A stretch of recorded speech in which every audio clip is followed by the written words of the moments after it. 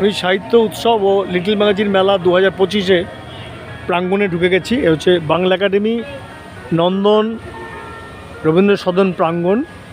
আমার আজকে গল্পের জন্মকথা বিষয়ে আলোচনা আছে অবনীন্দ্র সভাঘরে।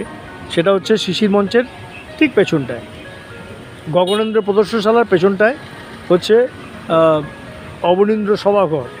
আমি এখানে লিটল ম্যাগাজিন স্টলগুলোকে দেখাচ্ছি। বিভিন্ন লিটল ম্যাগাজিন বন্ধুরা তারা এখানে স্টল করেছেন, সেইটাই আমি দেখাচ্ছি। আকাশই তোমায় খুঁজবে, প্রতি বছরই একটা করে থাকে। সুজিত, কেমন আছো? তাই তো একান্তর পত্রিকা, আমি যাকে খুঁজছিলাম, আমারই বন্ধু সম্পাদক একান্তর পত্রিকা। হ্যাঁ, বাড়ি থেকে বেরোই না। এই যে দাদা 10 টাকায় কি নিয়ে টুকটাক, বহু পুরনো এই ভদ্রলোক। হ্যাঁ, ফেরিওয়ালা 50 বছর, শুধু তাই নয়, পড়বেন 5 মিনিট, হাসবেন 10 মিনিট, এরকম ব্যাপারটা থাকে ওনার। প্রতি বছর মেলায়, বইমেলা থেকে শুরু করে কলকাতা বইমেলা এবং লিটল ম্যাগাজিন উৎসব, সমস্ত জায়গায় ওনাকে পাওয়া যায়। একদম বইয়ের সঙ্গে সম্পর্কযুক্ত একজন মানুষ, সারা জীবন বইয়ের জন্য ডেডিকেটেড। হ্যাঁ, তুমি ভালো করে স্পষ্ট উচ্চারণ করবে, না হলে লোকে অন্যরকম। কেন কি বইয়ের জন্য স্পষ্ট উচ্চারণ করবে, না হলে অন্যরকম। না, বইয়ের জন্য বলিনি, বইয়ের জন্য বলেছি আমি। বইয়ের জন্য বলিনি, বইয়ের জন্য ডেডিকেটেড বহু মানুষ। আমি বলেছি বইয়ের জন্য বিশেষ উল্লেখনীয় রস্যই। হ্যাঁ, তার আগে একটু এলাম। একান্তরের প্রচুর ও বিশেষ সংখ্যা করেছে। এই সংখ্যা তোমার লেখা আছে, এগুলো তোমার লেখা আছে, এটাই আছে, এটাই আছে, এটাও আছে। হ্যাঁ, কোনটাই নেই, সবটাই আছে। আমি একান্তরের রেগুলার লেখক এবং আমাদের সম্পাদক বন্ধু, আপনিও পাশে আছেন। বহু ব্রিটিশ আমলে পরিচয়। আমরা, আমার বয়স এখন 66, ওর একটু বেশি আমার থেকে। এই মেলা প্রাঙ্গণে ঘুরছি। এই লিটল ম্যাগাজিন যে উৎসব, সাহিত্য উৎসব ও লিটল ম্যাগাজিন মেলা, সেই মেলায় ঘুরছি। এই প্রাঙ্গণে এলে মনটা ভালো হয়ে যায়। এত বন্ধুবান্ধব, Shishu Kishore academy, Paschimbanga Bangla academy, Nandan, publishers and bookseller, federation of film studies, বিভিন্ন যারা পুস্তক প্রকাশক, তাদেরও এখানে স্টল দেওয়া হয়।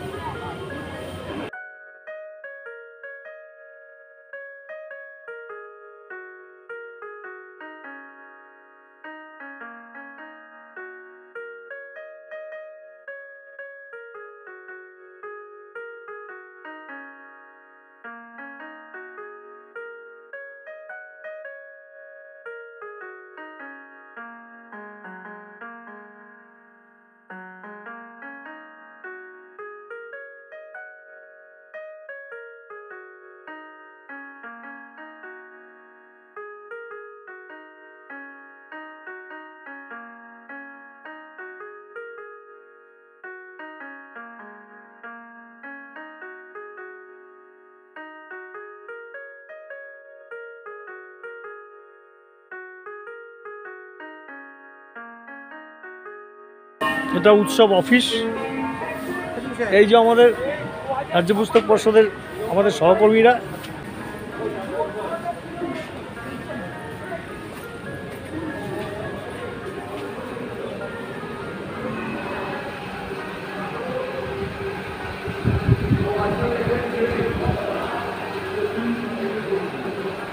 বাংলা একাডেমির দপ্তর।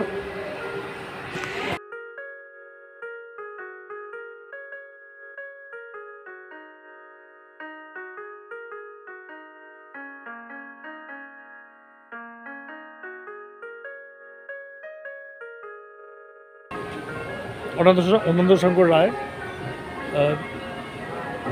প্রথম সভাপতি, বাংলা একাডেমির প্রথম সভাপতি, বিশিষ্ট প্রাবন্ধিক, বিশিষ্ট সাহিত্যিক অন্নদা শঙ্কর রায়, আপনারা সবাই জানেন।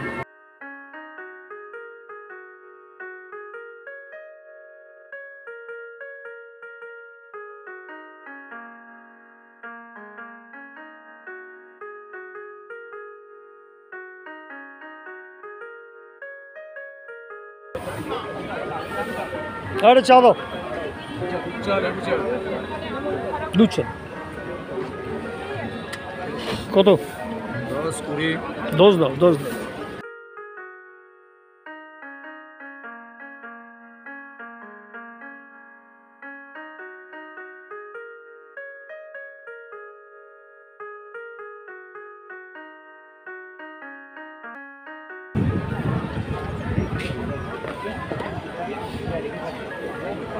कॉफी लेमन टी, चा कॉफी।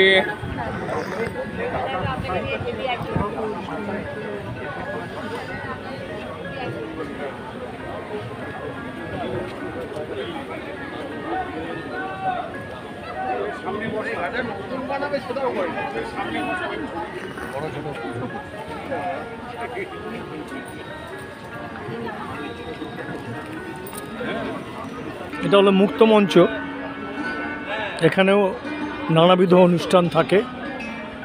সন্ধ্যা থেকে মূলত অনুষ্ঠানগুলো শুরু হয়।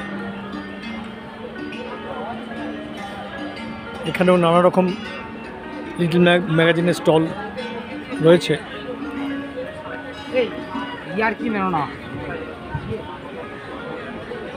ঐকতান গবেষণাপত্রের নীতিশ দা কোথায়? নীতিশ দা আসেনি? সেরেছে। কোথায় আছে সেখানে? কি আমাকে তো বলে দিল 58। নীতিশ দা বললো আমার 58। তা 58 এসে নীতিশ দাকে পেলাম না। ব্যাগ রাখা আছে, কিন্তু আরেকটা স্টল কোথায় জানেন?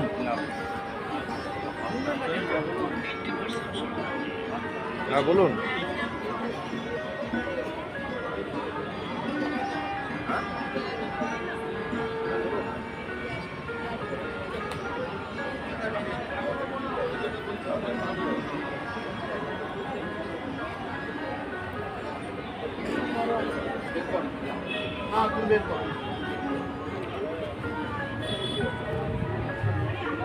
শ্রীশ পত্রিকার আপনার সঙ্গে দেখা হবেই, একদম। পাড়ায় তো দেখা হয় না, বলছি উল্টো। মাঝে মাঝে মাঝে মাঝে দেখা হয় না। আমার আজকে অবনীন্দ্র সভাঘরে আছে। আমি তো গল্প লিখি, গল্পের জন্মকথা বিষয়ে। 5টা, এ তো সময় হয়ে গেল প্রায়। শ্রীশ পত্রিকা আমি থাকি প্রত্যেক বছর। কখন এসছেন? শ্রীশ পত্রিকার সম্পাদিকা ইলা দাস। না না, বসলেই হবে। আপনি তো থাকেন, আমার ইউটিউবে থাকেন। না, আমার ইউটিউবটা হচ্ছে গৌতম দের শর্ট স্টোরি, খুঁজবেন পেয়ে যাবেন।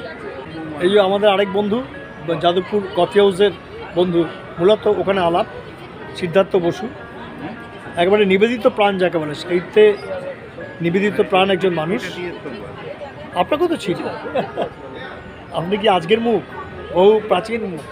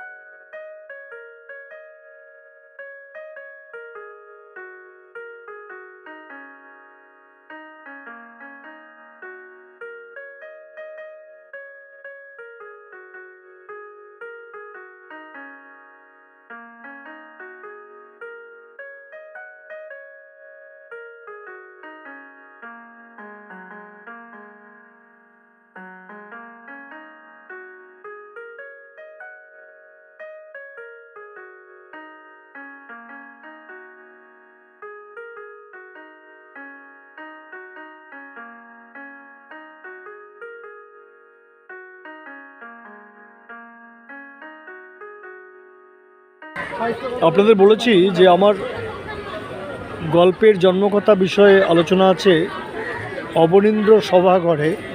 সেটা হলো গগনেন্দ্র প্রদর্শনশালা, অর্থাৎ শিশির মঞ্চের পাশে গগনেন্দ্র প্রদর্শনশালার ঠিক পেছনে। গল্পের জন্মকথা বিষয়ে বলার জন্য আমাকে বলা হয়েছে।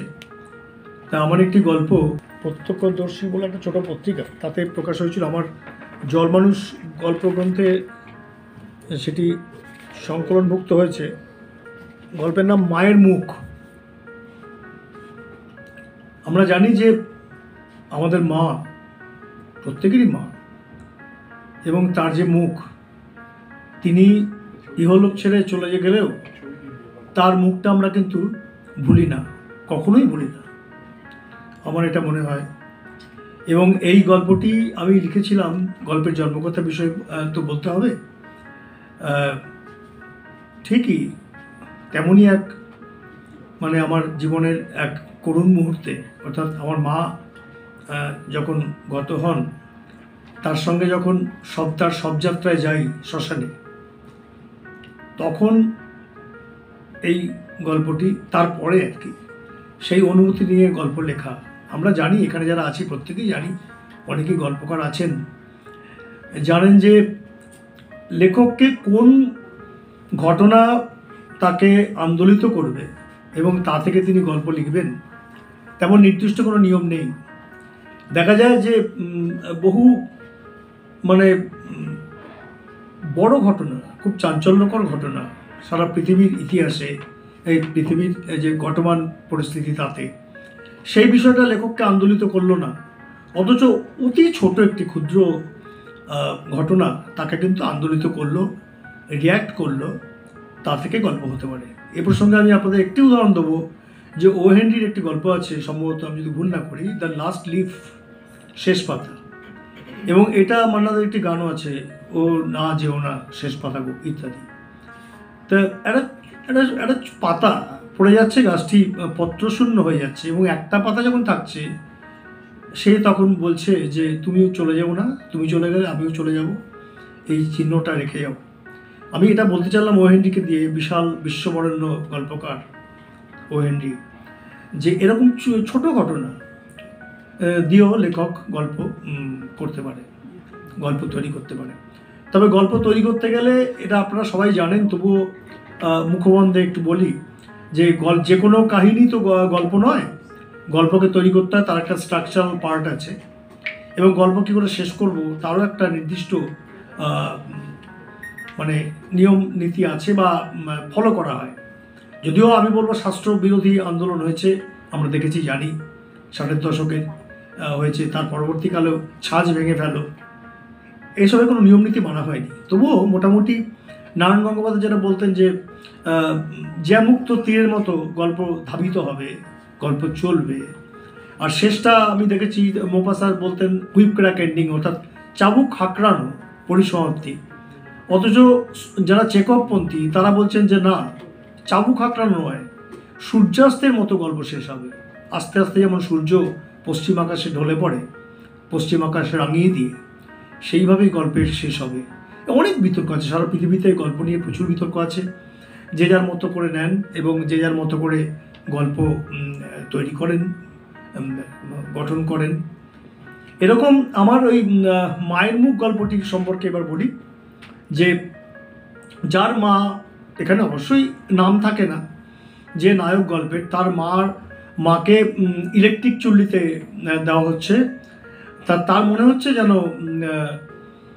ওটা একটা বাসর ঘর, এবং মা এখন অগ্নির সঙ্গে সহবাস করবেন। যখন ঢুকিয়ে দেওয়া হলো ডেড বডি, সব দেহটি, তখন তার খালি মনে হচ্ছে এই মা এখন অগ্নির সঙ্গে সহবাস করছেন, অগ্নি মায়ের সঙ্গে সহবাস করছেন, মানে এরকম তার মনে হচ্ছিল। এবং গঙ্গার ধারে, আমি মূলত উত্তর কলকাতা ছিলাম, এখন আমি দক্ষিণ কলকাতা থাকি, কাশীমিত্তির ঘাট বা ওই সমস্ত ঘাটগুলো যেগুলো গঙ্গার ধারে, সেই ঘাটগুলো আমি খুব অনুপুঙ্খভাবে দেখেছি। সেখানকার যে মানে রাতের বেলা, রাতের গঙ্গার ধার আমার খুবই পরিচিত, সেই সমস্ত অনুষঙ্গ আছে, সেই সমস্ত চিত্রগল্প আছে গল্পে।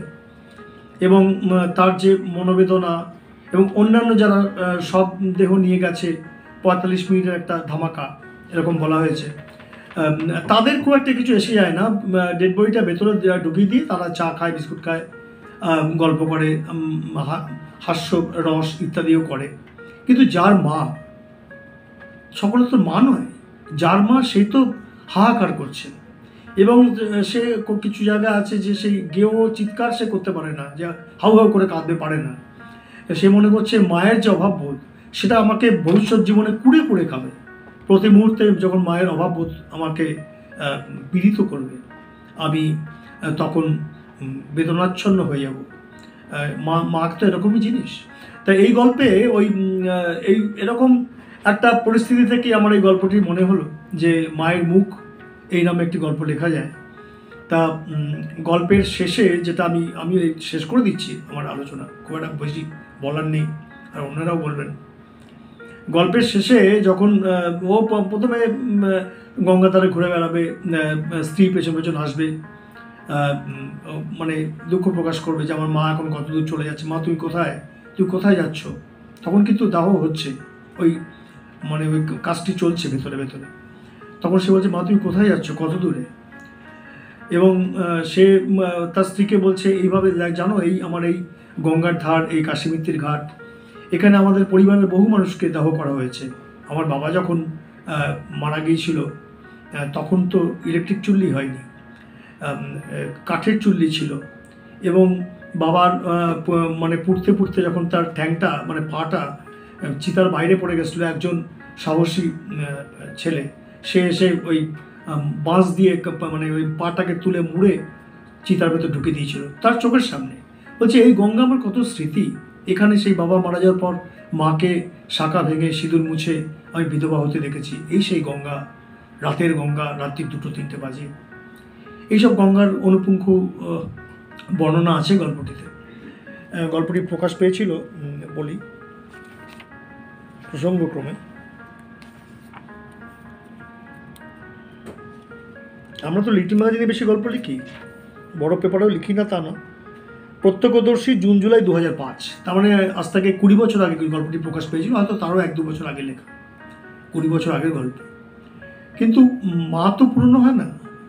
তা শেষে যখন ও এরকম ঘুরছিল, পেছনে থেকে ওর লোকজন, তাদের আত্মীয় স্বজন এসে খোঁজাখুঁজি করছে, কোথায় গেলি তুই, এই সময় যেতে নেই, এই সময় টান থাকে একটা, তুই একা একা কেন ঘুরছিস। তা বাড়ির কাকা ইত্যাদিরা, আত্মীয় স্বজনরা তাকে বাধা দিচ্ছিল, কেন তুমি একা একা ঘুরছো, যদিও স্ত্রী ছিল পেছন পেছন। এখন তাদের মতে এরকম একটা টান থাকে, এবং ওই শ্মশানেই নাকি দুই এলোক এবং মৃত্যু লোক বা মৃত্যুর পরবর্তী সে দুই লোকের নাকি চৌকাঠ হচ্ছে শ্মশান, এটাই নাকি চৌকাঠ, এরকম সব বলা হয়ে থাকে। যদিও সবটাই ভাববাদী কথা, হয়তো এর মধ্যে কোনো বাস্তবতা আছে বলে আমার মনে হয় না।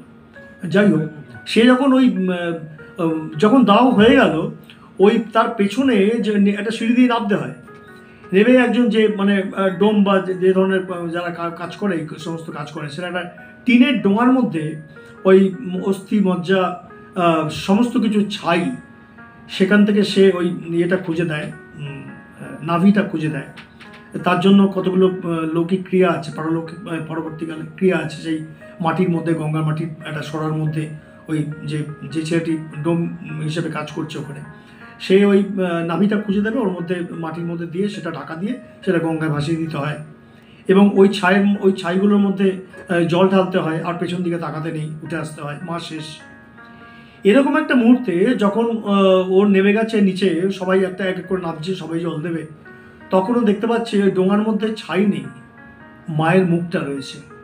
সেই শুভ্র কেশ, মা হেসে যেন বলছে ওকে, ওরে পাগল, মায়ের মুখ কখনো পড়ে না। এখানেই গল্প শেষ হয়ে যাচ্ছে। ধন্যবাদ গৌতম বাবু।